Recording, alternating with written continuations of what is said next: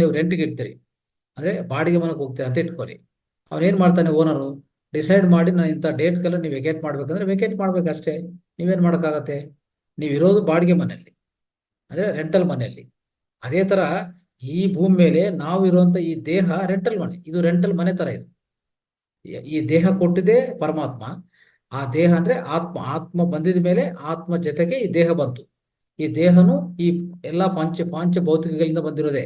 ಇಲ್ಲಿ ನಾವೇನು ಖರೀದಿ ಮಾಡಿಲ್ಲ, ಪರ್ಚೇಸ್ ಮಾಡಿಲ್ಲ ಇದು, ಅಲ್ವಾ?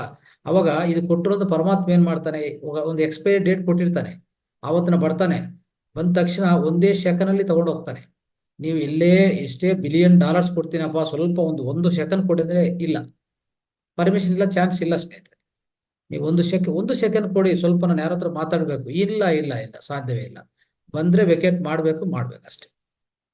ತಾಲ ಬೀಗ ಹಾಕ್ತಾರೋ ಕಲ್ಸರ್ ಆಚ ಕಡೆ ಅಷ್ಟೇ.